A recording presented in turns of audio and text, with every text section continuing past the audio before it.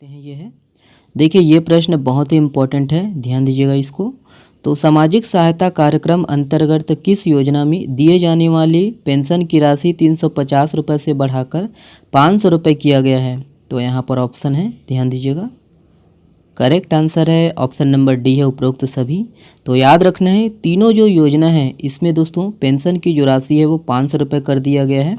आपको रखना है याद, इम्पोर्टेंट है ये। ओके, तो याद रखना है कि छत्तीसगढ़ बजट 2023-24 में सामाजिक सुरक्षा पेंशन योजना की जो राशि है इसमें 43% की जो है बढ़ोतरी की गई है, याद रखिएगा।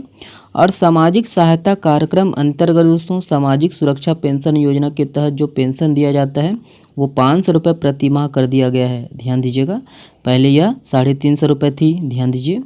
और इस योजना के अंतर्गत 6 से 17 वर्ष आयु वर्ग के जो है निःशक्त बच्चे शामिल हैं और 18 वर्ष या उससे अधिक आयु के जो है सामान्य निःशक्त व्यक्ति या बौने व्यक्ति इस योजना के अंतर्गत शामिल होंगे, ठीक है, इसको याद रखिएगा।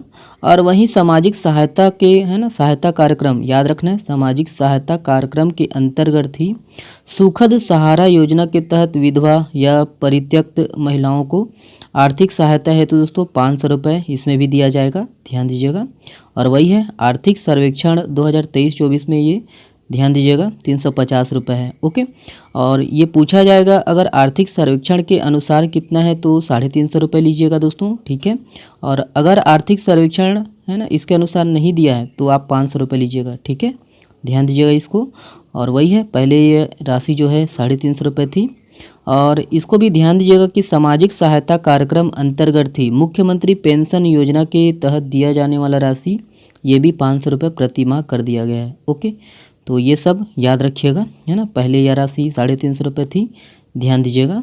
और याद रखिएगा कि इस योजना के तहत दोस्तों 60 वर्ष के बुजुर्ग, विकलांग, विधवा और अन्य जो है निराश्रितों को लाभ दिया जा रहा है, ध्यान दीजिएगा, ठीक है। ओके, देखिए आर्थिक सर्वेक्षण 2022-23 के अनुसार छत्तीसगढ़ में सार्वजनिक वितरण प्रणाली के अंतर्गत कुल कितने उचित मूल्य की दुकानें संचालित है? तो यहाँ पर ऑप्शन है, इसका जो सही आंसर है ऑप्शन नंबर बी है, 13,507 दुकानें संचालित है। याद रखिएगा कितना, 13,507। चलिए डिटेल से देखते हैं। तो याद रखिएगा कि छत्तीसगढ़ में जो है सार्वजनिक वितरण प्रणाली के अंतर्गत नवंबर 2022 की स्थिति में शहरी क्षेत्र में 1,678 और ग्रामीण क्षेत्रों में 11,829 उचित मूल्य की दुकानें संचालित है, ध्यान दीजिएगा, है ना, सार्वजनिक वितरण प्रणाली के अंतर्गत। तो याद रखना है ग्रामीण क्षेत्र में कितना है और शहरी क्षेत्र में कितना है। डाटा के हिसाब से ग्रामीण क्षेत्र में ज़्यादा है। और वही है छत्तीसगढ़ में कुल कितना 13,507 उचित मूल्य की दुकानें जो है वो संचालित है। ओके, देखिएगा आवंटन के हिसाब से हाँ किसके किसके द्वारा कितने कितने जो है उचित मूल्य की दुकानें संचालित है, पूछा जा सकता है एग्ज़ाम में। तो सहकारी समितियों द्वारा है ना 4,769 दुकान और ग्राम पंचायतों द्वारा 3,867 दुकान, याद रखना है। महिला स्व सहायता समूहों द्वारा 4,756 दुकान और वहीं वन सुरक्षा समितियों द्वारा 105 दुकानें और नगरीय निकाय द्वारा 10 दुकानें जो है संचालित किया जा रहा है, ध्यान दीजिएगा। और सभी को मिलाकर आपका टोटल ध्यान दीजिएगा 13,507 दुकानें, है ना, कितना 13,507 दुकानें संचालित है। ओके, तो ये सब डाटा इम्पोर्टेंट है, रखना है आपको याद, कभी भी एग्ज़ाम में पूछा जा सकता है। चलिए अगला देखिएगा। देखिए ये है राष्ट्रीय खाद्य सुरक्षा अधिनियम 2013 के अंतर्गत चावल की उपभोक्ता दर कितने रुपए प्रति किलो है? यहाँ पर सेंटर का पूछा गया है, ध्यान दीजिएगा इसको। ओके, तो देखेंगे यहाँ पर ऑप्शन है, करेक्ट आंसर है ऑप्शन नंबर ए है 3 रुपये प्रति किलो, याद रखना है। चलिए इसके संबंध में जितने भी फैक्ट बताए जा रहे हैं आपको है ना ध्यान से देखना है। चलिए ये है, तो याद रखना है कि राष्ट्रीय खाद्य सुरक्षा अधिनियम याद रखना है 2013, इस अधिनियम को 10 सितंबर 2013 को अधिसूचित किया गया। कब? 10 सितंबर 2013 को। तो याद रखना है डेट को। और राष्ट्रीय स्तर पर मतलब अखिल भारतीय स्तर पर या राष्ट्रीय स्तर पर इसे 5 जुलाई 2013 को लागू किया गया था। ओके, ध्यान दीजिएगा। और इनसे पूर्व दोस्तों याद रखना है कि राष्ट्रीय खाद्य सुरक्षा अधिनियम लागू होने से पूर्व ही 2012 में छत्तीसगढ़ स्वयं का जो है खाद्य सुरक्षा कानून लागू करने वाला देश का पहला राज्य बन गया था। ओके, ध्यान दीजिएगा। ओके, राष्ट्रीय खाद्य सुरक्षा अधिनियम से पहले हम लोग का बन गया था। तो इसको ध्यान दीजिएगा। और याद रखना है कि राज्य में जो है राष्ट्रीय खाद्य एवं पोषण अधिनियम 2012 लागू है, याद रखिए। और राष्ट्रीय खाद्य सुरक्षा अधिनियम 2013 के अंतर्गत छत्तीसगढ़ की 70% जनसंख्या मतलब 2 करोड़ लोगों को 5 किलो प्रति सदस्य के अनुसार खाद्यान्न देने की जो है पात्रता निर्धारित की गई है। किसके अनुसार? तो याद रखना है राष्ट्रीय खाद्य सुरक्षा अधिनियम 2013 है ना, कितने करोड़ कितने किलो ये सब आपको रखना है याद डाटा। और राष्ट्रीय खाद्य सुरक्षा अधिनियम के अंतर्गत चावल की जो उपभोक्ता दर है कितने रुपए प्रति किलो है? 3 रुपये प्रति किलो है। ओके। और वहीं ध्यान देना है कि छत्तीसगढ़ के जो है खाद्य सुरक्षा कानून, इसके संदर्भ में छत्तीसगढ़ खाद्य एवं पोषण सुरक्षा अधिनियम 2012 में, यहाँ पर 2022 हो गया, माफ़ करिएगा, ये 2012 है।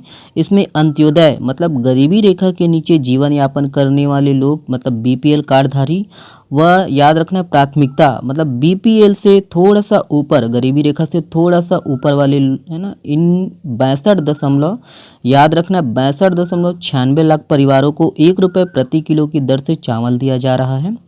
और वहीं सार्वभौम PDS के अंतर्गत सामान्य परिवार मतलब APL कार्डधारी वाले 9,22,000 परिवारों को 10 रुपये प्रति किलो की दर से चावल दिया जा रहा है। ओके, तो ये सब इम्पोर्टेंट है, इसको याद रखिएगा, है ना। अगला प्रश्न देखिएगा, ये है, ध्यान दीजिए।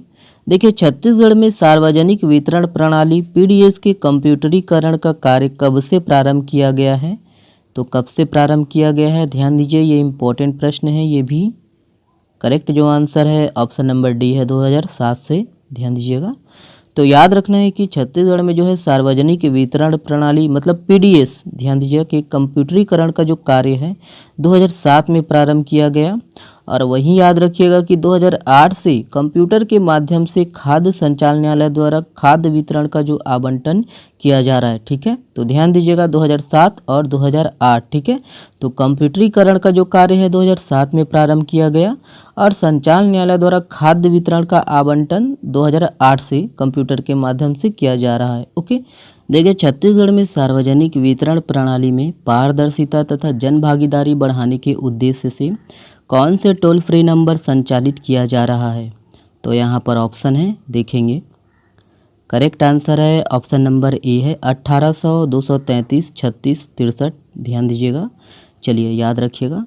याद रखना है कि छत्तीसगढ़ में जो है सार्वजनिक वितरण प्रणाली में पारदर्शिता तथा जन भागीदारी बढ़ाने के उद्देश्य से छत्तीसगढ़ खाद्य विभाग द्वारा जनवरी 2008 से कॉल सेंटर संचालित किया जा रहा है, याद रखना है।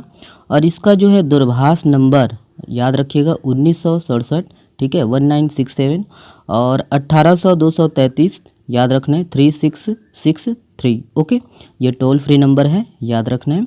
और इसके माध्यम से दोस्तों कोई भी जो है सार्वजनिक वितरण प्रणाली एवं है ना, कोई भी जो नागरिक है सार्वजनिक वितरण प्रणाली एवं खाद्य विभाग द्वारा संचालित अन्य योजनाओं की जो है जानकारी प्राप्त कर सकता है और अपनी शिकायत दर्ज करा सकता है। ओके, ये सब तो है। इसके अलावा आपको रखना है याद, ये इम्पोर्टेंट है, ठीक है। छत्तीसगढ़ में जो है प्रमुख सरकारी जो टोल फ्री नंबर है, याद रखिएगा। देखिए, मितान योजना 14545, ओके। किसान कॉल सेंटर 1800 180 है ना, 1551, ठीक है। और बुजुर्गों, दिव्यांगजनों और तृतीय लिंग समुदाय के लिए हेल्पलाइन नंबर, ध्यान दीजिएगा, ये इसी साल हुआ है लॉन्च, तो है ना, ध्यान दीजिएगा इसको, है ना, शायद तक अगले साल है, माफ़ करिएगा, ठीक है। लेकिन ये हेल्पलाइन नंबर याद रखना है, देखिए 155 है ना 326, और आपका टोल फ्री नंबर याद रखिएगा 1800 233 8989, ठीक है। ये इम्पोर्टेंट है, इसको ध्यान दीजिएगा। और निःशुल्क स्वास्थ्य सलाह टोल फ्री नंबर 104 है, ध्यान दीजिए। महतारी एक्सप्रेस का आपको पता ही है 102 है। ओके, और भी है, पूछा जा सकता है दोस्तों, सबको ध्यान में रखना है। पुलिस एवं आपातकालीन सेवा के लिए 112, विद्युत संबंधी समस्या जैसे मीटर बदलना, नया मीटर कनेक्शन तो 1912। ओके, संजीवनी एक्सप्रेस 108, और महिला हेल्पलाइन नंबर ध्यान दीजिएगा 1091। ओके, और चाइल्ड हेल्पलाइन नंबर 1098। ओके, बाल अधिकार संरक्षण आयोग तो 1800 233 055। ओके, देखिए, मुख्यमंत्री कन्या विवाह योजना अंतर्गत कितने रुपए की आर्थिक सहायता दी जाएगी? तो यहाँ पर ऑप्शन है, देखेंगे। करेक्ट आंसर है ऑप्शन नंबर बी है 50,000 रुपये। तो याद रखिएगा 50,000 रुपये। चलिए डिटेल से देखते हैं। याद रखिएगा कि मुख्यमंत्री कन्या विवाह योजना की राशि इस साल 25,000 रुपये से बढ़ाकर 50,000 रुपये कर दिया गया है, याद रखिएगा। और राज्य सरकार की तरफ से वधू के खाते में है ना ड्राफ्ट के तौर पर 21,000 रुपये दिए जाएंगे और वधू वर को 15-15 हज़ार रुपये की जो है गिफ्ट मिलेंगे, ध्यान दीजिए। और विवाह के इंतजाम और आने जाने के लिए 8,000 रुपये तथा वर वधू के कपड़े श्रृंगार के लिए 6,000 रुपये खर्च होंगे, ठीक है, ध्यान दीजिए।